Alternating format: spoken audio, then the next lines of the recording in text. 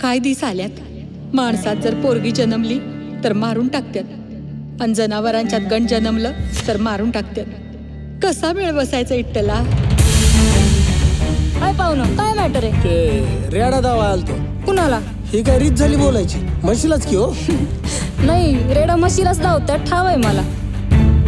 अगं आपल्या 7 जन्मात 70 पिढ्यात हे असलं काम कोणी केलं नव्हतं. पर तू वैवाट तोडलीस पट्टी. आज लय मी खुश आहे बघ. तुझा नवरा सुया टोचून का घालतोय ना? मग तुला पण काय सुया टोचून पोर जन्माला घातली का? आता मी कुणाचं ऐकायची नाही. कसा याला बोलवून त्याला इकूनच टाकते.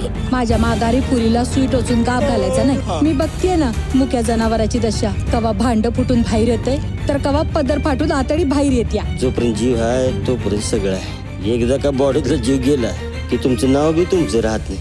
कंचा बी धंदा वांगाळ नसतो ग. वांगाळ असते ती माणसाची नजर. दादू पहिलाच पोरगा आहे जिला अभिमान होता माझ्या धंद्याचा, कौतिक होतं. माझ्या धाडशीपणाबद्दल लोकांना असा छाती ठोकून सांगायचा. काय इज्जत आहे का या धंद्याला? पोरीला मारून काय होणार आहे? एक तर रेडा मिळणार नाही तर नाही, वरनं जेलात जायची पाळी येईल. इथं माणसांचं काय खरं नाही, जनावरांचं काय घेऊन बसलंस? अरे अरे ती फुलवा गेली की पळून. कुणा संगत? रेड्या संगत. रे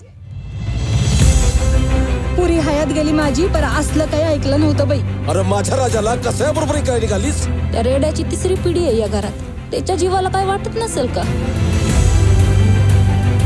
तुझ्या आईनं राजाला कसायला ऐकलाय आणि दोघांना बी तीळ तीळ मारताना नाही बघू शकणार म्या.